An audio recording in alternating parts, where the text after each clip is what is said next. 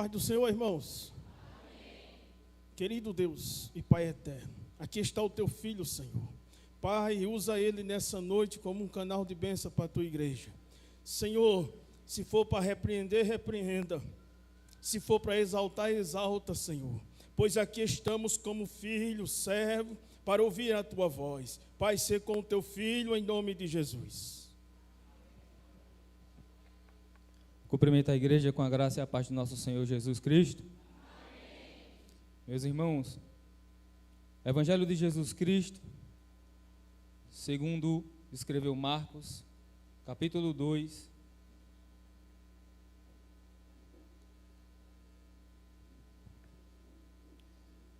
e verso de número 5. Evangelho de Jesus Cristo, segundo escreveu o evangelista Marcos, capítulo 2, e o versículo de número 5. Desde já quero agradecer a Deus pela oportunidade, pelos 13 anos de providência divina. Louvar a Deus também pela vida do nosso pastor presidente, os demais obreiros, sua casa e a sua família. Que os céus continuem lhe abençoando. Evangelho de Jesus Cristo, segundo escreveu Marcos, capítulo 2, versículo 5, está escrito assim: E Jesus, vendo-lhes a fé, diz ao paralítico: Filho, perdoados estão os teus pecados. Verso 10. Ora, para que saibais que o Filho do Homem tem na terra poder para perdoar pecados, disse ao paralítico: A ti te digo, levanta-te e toma o teu leito e vai para a tua casa. E você diz: Amém. Pode se assentar, meus irmãos, em nome de Jesus. Queridos, Jesus acaba de chegar em Cafarnaum, em vindo de uma cruzada evangelista. Ele reúne os seus discípulos e ele começa a pregoar a mensagem do reino de Deus pelas cidades e pelas vilas vilas da Galileia. A Bíblia vai dizer no versículo 1 do capítulo 2 de Marcos que Jesus chega em Cafarnaum e ele fica alojado e ele entra em uma casa, e essa casa provavelmente era de Simão Pedro. E a Bíblia vai dizer que logo se ajuntaram tantos que nem ainda nos lugares junto à porta eles cabiam, e anunciavam-lhes o Evangelho, e anunciavam-lhe a palavra, e anunciavam-lhe as boas novas. Perceba que Jesus, ao retornar para Cafarnaum, quando os habitantes eles ficam sabendo, eles vão até Jesus e logo é formada uma multidão. E Jesus não perdeu a oportunidade e lhes pregou a palavra. A mensagem de Jesus, Mateus capítulo 4, versículo de número 17: Arrependei-vos, porque é chegado o reino dos céus. A mensagem de Jesus era reino dos céus e arrependimento. E essa mensagem ela permanece até o dia de hoje, porque Jesus não muda. O que está mudando são pregadores, o que estão mudando são pregadoras, mas a mensagem do Evangelho que leva para o céu é: arrependei-vos, porque é chegado o reino dos céus. E tem muita gente sendo enganado, está trocando a eternidade pelo que é passageiro.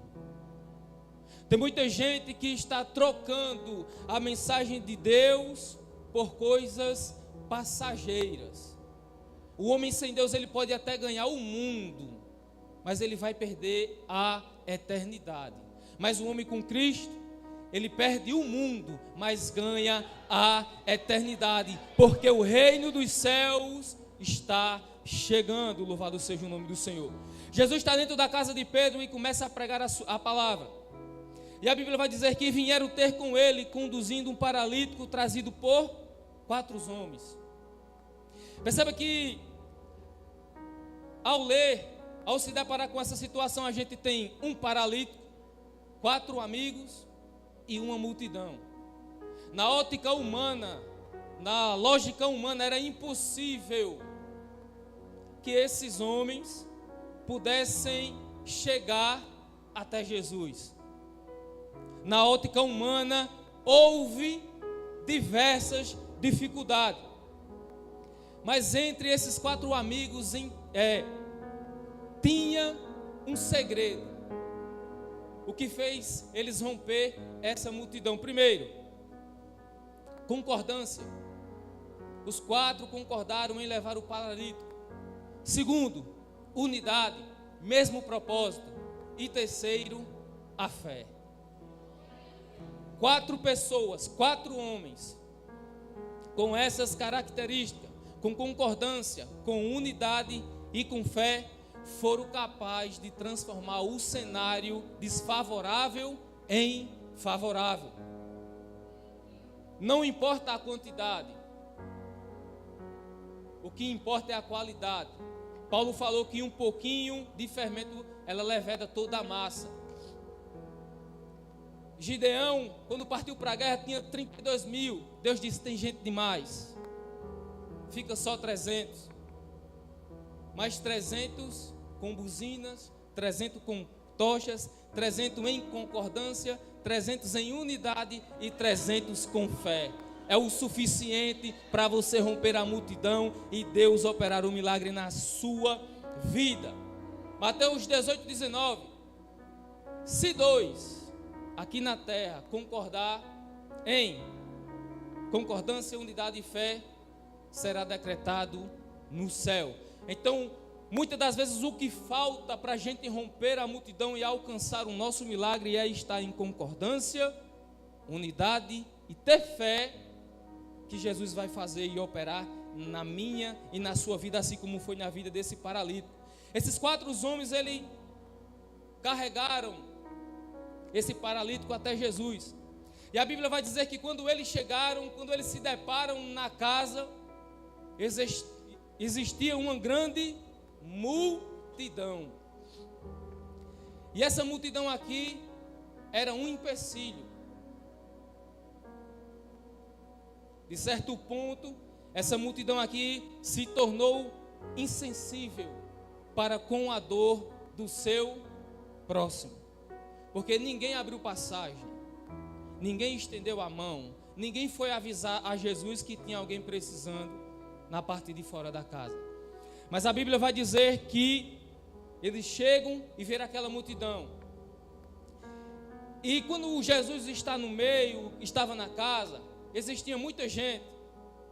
E aqui tinha uma diversidade de grupo de pessoas. Primeiro, as que iam até Jesus com o intuito de escutar a sua palavra, a sua mensagem, o seu ensino. Segundo, as que eram curiosas, iam apenas por estar, para curiar, para saber como era e como Jesus fazia. Terceiro, o grupo de pessoas que tinham inveja de Jesus. Inclusive houve uma comitiva que veio de Jerusalém justamente para fiscalizar o que Jesus estava fazendo. E terceiro, aqueles que desejavam, almejavam ser salvos e curados. Em qual grupo de pessoas você está encaixado nessa noite? Porque Jesus já está na casa. Jesus já está durante os 13 anos da providência divina.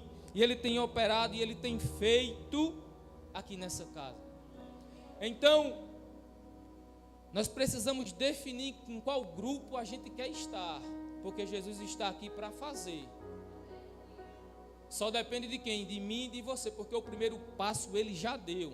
Nós o amamos porque Ele nos amou primeiro. O segundo passo quem dá é você. Multidão tiveram que enfrentar, e vários outros personagens bíblicos tiveram que enfrentar a multidão. Exemplo, a Bíblia vai dizer que no caminho de Jericó existia um homem cego à beira do caminho, que ouviu que era Jesus que estava falando, passando, e esse cego ele começou a clamar e a chamar: Jesus, filho de Davi, tem misericórdia de mim. E quanto mais ele clamava, ele pedia para Jesus fazer algo na vida dele, a multidão dizia o quê?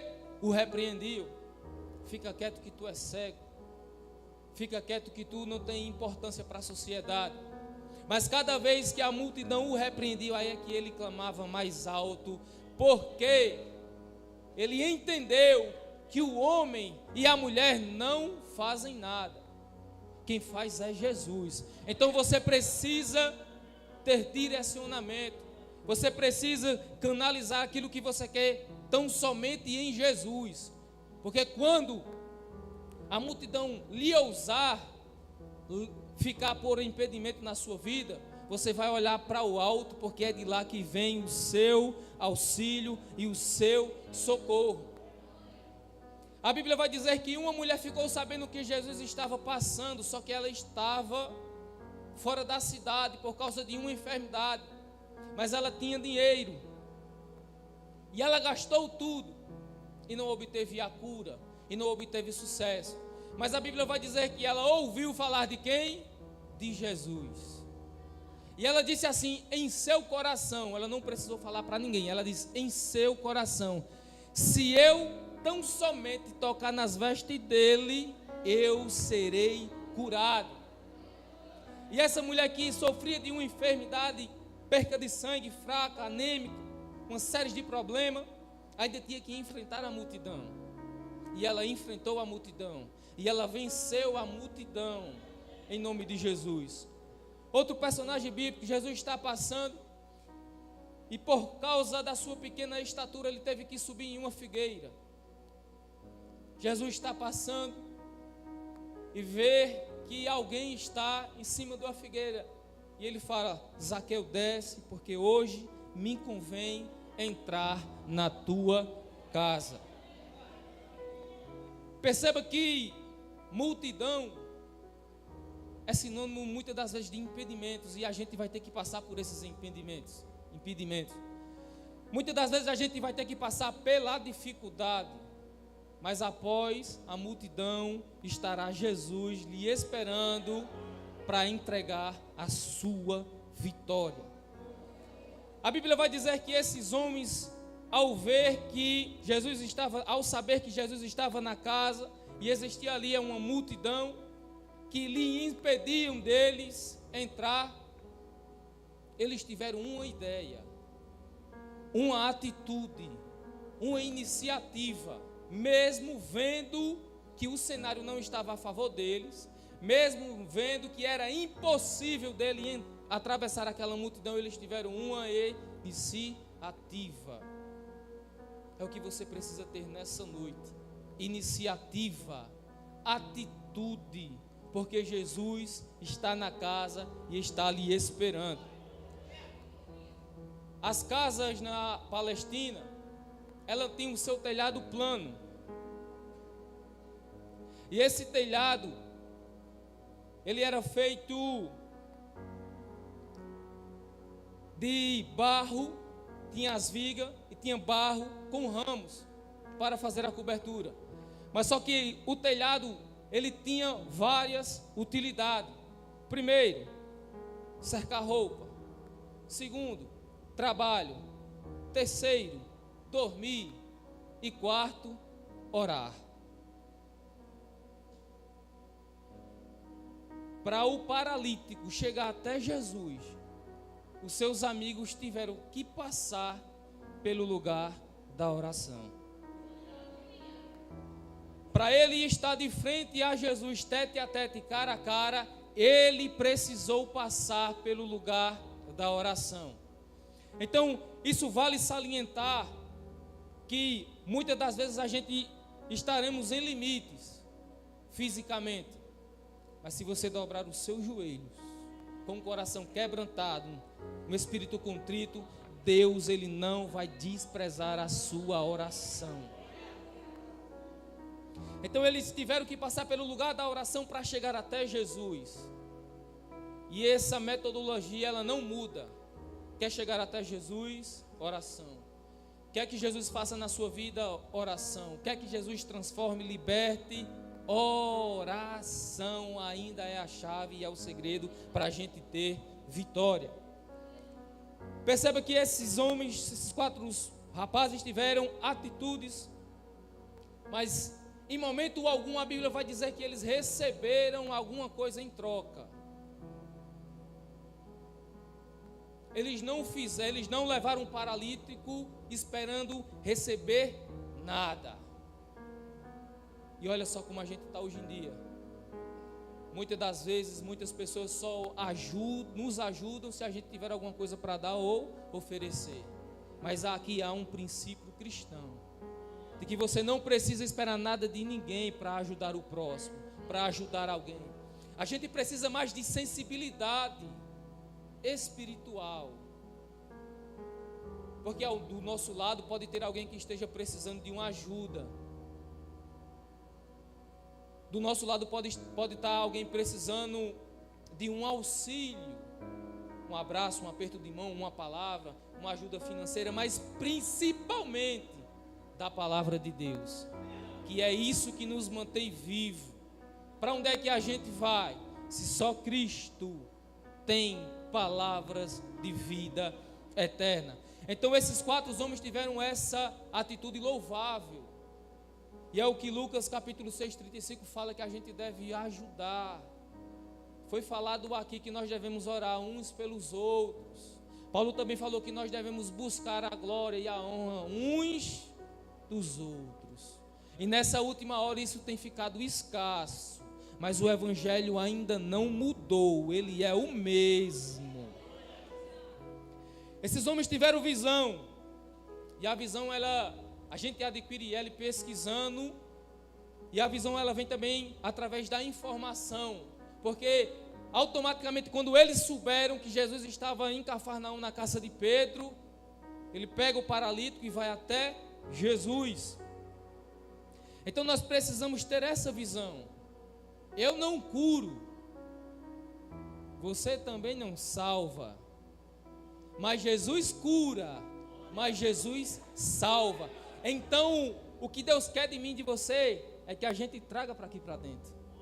Porque quem faz é Ele. Porque a glória é dEle e por Ele são todas as coisas. A gente não convence ninguém. Quem convence é o Espírito Santo. A gente não salva ninguém, mas a gente anuncia o Evangelho que salva, que redime o homem e a mulher.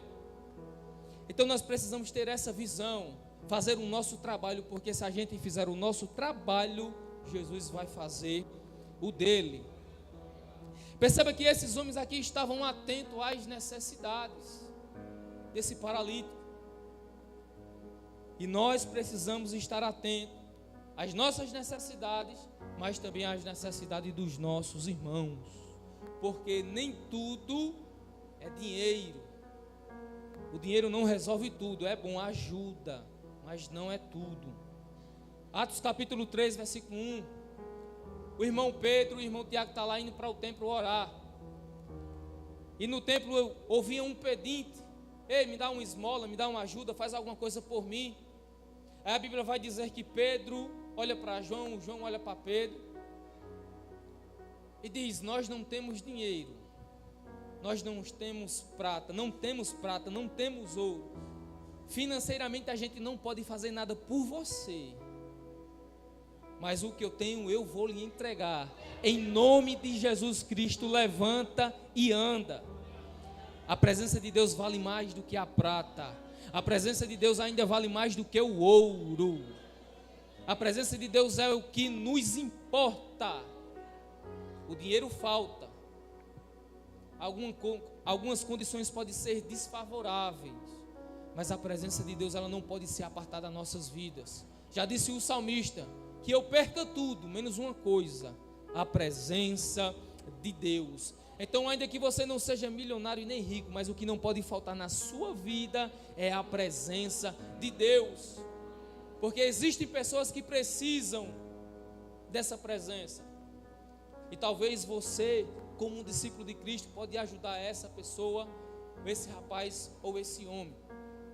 Se você não tem uma condição financeira, se não pode fazer algo por essa pessoa, mas você pode lhe anunciar a palavra da salvação. Porque nós devemos juntar tesouro aonde foi falado, aqui foi cantado, no céu, não na terra, porque aqui a traça corrói, porque aqui os homens roubam. Mas o que é juntado lá no céu, não há traça, não há ladrão, não há ninguém que consiga ter acesso para furtar. Jesus falou: guarda o que vocês têm, para que o inimigo não roube a coroa de galardão que está prestes a ser entregue para vocês, ou para nós. Então nós precisamos estar atentos às necessidades espirituais e também às necessidades físicas. A Bíblia vai dizer que um homem, um viajante, saiu e foi assaltado no meio desse caminho. Aí a Bíblia vai dizer que veio o sacerdote, viu e passou de largo. A Bíblia vai dizer que agora passa o levita e ele faz o mesmo gesto, a mesma coisa. Mas lá vem um bom samaritano, aquele que se importa com a vida, aquele que tem sensibilidade com as coisas de Deus. Aí a Bíblia vai dizer que ele passa, presta atenção no homem, vê que o homem está ferido e trata das suas feridas, leva para a estalagem.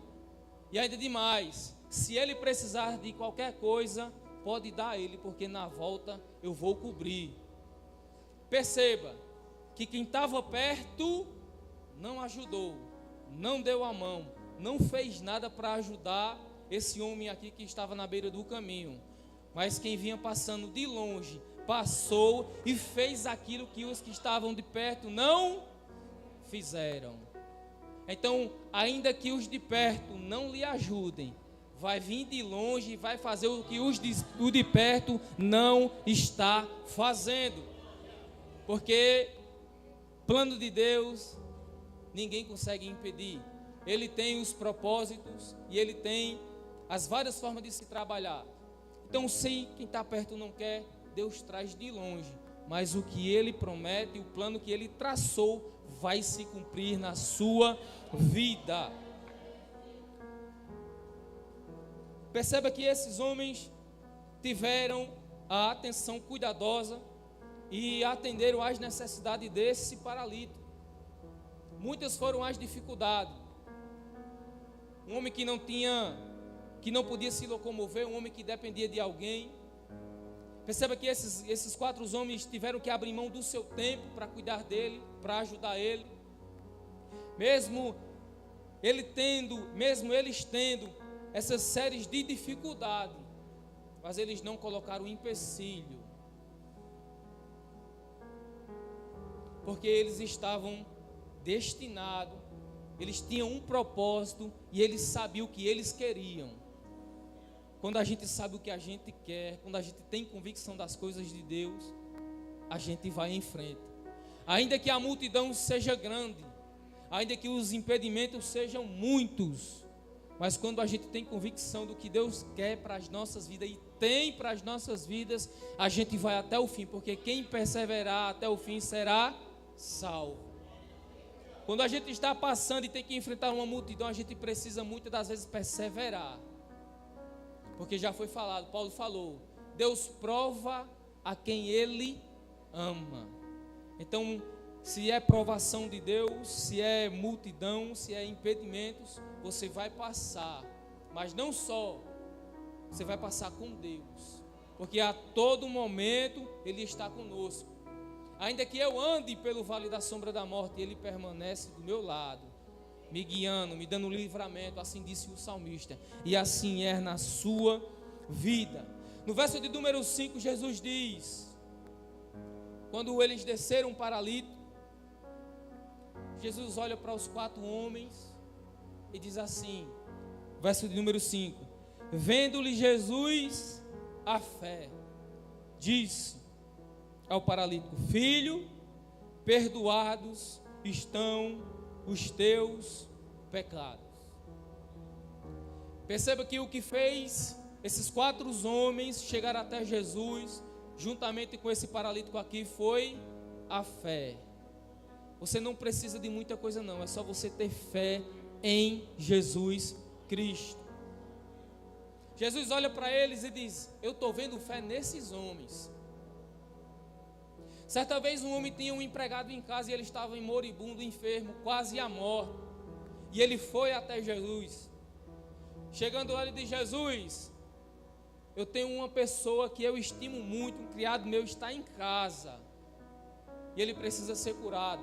Jesus diz: opa, estou indo lá agora. Ele fala: não, por favor, não vá, porque eu e minha casa não é digna de receber o Senhor. Mas se o Senhor der uma palavra, o meu criado, ele curará. Porque eu sou homem sujeito à autoridade, e eu sei o que é ter autoridade, Jesus. Se eu mandar o soldado ir, ele vai. Da mesma forma é o Senhor. Se o Senhor liberar a palavra, se o Senhor quiser, as coisas irão acontecer na minha e na sua vida. Mas só basta uma palavra de Deus. Uma palavra. Você precisa crer, porque a fé, ela vem através da pregação da palavra. Bartimeu era cego, mas não era surdo, mas tinha fé, porque a fé vem, não é pelo que eu estou vendo, é pelo que eu não vejo. Então a fé, ela vem através da pregação da palavra de Deus. No verso de número 5, a gente vê que Jesus, ele tem autoridade para perdoar os pecados. E não só para perdoar pecado, para curar também. Mas a obra de Cristo, ela é completa. Jesus apenas não quer curar você, repreender essa enfermidade, não. Isso faz parte do plano e do propósito de Deus. Além de curar você, Jesus quer liberar perdão para a sua alma. Jesus quer dar vida a você. Jesus quer fazer em você o que o mundo não acredita. Quando Jesus diz assim, quando Jesus vê a fé dele de perdoados estão os teus pecados, começou os murmuradores. A classe dos fariseus e escribas e mestres da lei que estavam aqui na casa de Pedro, falaram em seu coração: como é que pode um homem dizer que perdoa pecados? Jesus está curando, Jesus está salvando, e tem gente criticando. Insensibilidade espiritual. Essa classe de pessoa, além de não ir para o céu, eles querem fazer discípulos que vão para o inferno. Mas Jesus se manifestou para desfazer todas as obras do diabo. E Ele quer curar você. E Ele quer salvar você. Porque a obra de Cristo, ela é completa. Jesus apenas não quer curar você. Ele quer a sua alma. Ele quer o seu corpo. Ele quer o seu espírito. Ele quer completar a boa obra na sua vida por completo. Não é pela metade. Então você precisa entender que há algo a mais do que ser curado. O maior milagre aqui não foi esse homem ter levantado, pegado o seu leito, a sua cama e ido para a sua casa, não. Sabe qual é o maior milagre que eu e vocês podemos contemplar? Salvação de pecados. Porque a pessoa pode ser curada e ir para o mundo, viver a vida do jeito que ela pensa ou bem entende. Mas se você der ouvido à palavra de Deus aqui nessa noite, além de ser curado, você pode sair daqui regenerado, salvo, transformado pelo poder da palavra e pelo poder de Deus. Porque sobre Jesus foi dado todo o poder e toda a autoridade na terra e no céu. Quem manda lá? Jesus. Quem manda aqui? Jesus. Ele é quem manda, Ele é quem faz. Quem se aproxima de Deus tem que ter fé. É necessário, regra básica. É impossível a gente se aproximar de Deus e não ter fé. Foi o que o escritor aos Hebreus, capítulo 11, versículo 6 falou. Quer se aproximar de Deus, tenha fé e creia que Ele é galardoador. Ele recompensa quem deposita a fé nele. Então, se a gente colocar a nossa fé em Jesus, haverá transformação, haverá recompensa da parte de Deus. Então perceba que esses 4 homens tiveram essa atitude nobre. de levar esse paralítico até Jesus. E chegando lá, eles tiveram tanta fé, abriram uma parte do telhado, desceram o homem ficou frente a frente com Jesus. Jesus, vendo a fé desses homens, disse para o paralítico: perdoado estão os teus pecados. E aqui eu quero terminar. Jesus se manifestou para desfazer as obras do diabo. Jesus, ele é o Jeová Rafá, ele é o Deus que cura. Jesus, ele é o Yeshua, o Deus que salva. Jesus apenas não quer curar você, mas ele quer também te salvar. Então, se você entrou aqui e tem a certeza que você quer mudar de vida, saiba que Jesus está aqui para transformar a sua vida. Jesus apenas não quer ser um Deus de providência para você, não. Ele quer ser um Deus provedor, mas ele quer ser Senhor da sua vida. Ele quer completar a boa obra na sua vida. Então, nessa noite, meu amigo e minha irmã que adentrou aqui nessa casa de oração, para juntos celebrarmos esses 13 anos de providência divina, tenha uma certeza e saiba de uma coisa nessa noite: Jesus, além de querer curar você, ele quer te salvar. Foi para isso que ele deu a vida dele. Essa é a prova maior. Isaías capítulo 53, versículo de número 4. Ele tomou sobre si as nossas dores, ele levou sobre si as nossas enfermidades. O castigo que hoje nos traz a paz estava sobre ele, porque dele e por ele são todas as coisas. Jesus tem autoridade para fazer na sua vida, basta você querer. Basta você dar o segundo passo, porque o primeiro ele já deu, ele já fez na cruz do Calvário aquilo que ninguém poderia fazer por você. E eu termino lhe dizendo: Jesus, além de querer lhe curar, ele quer lhe salvar. Eu agradeço essa oportunidade em nome de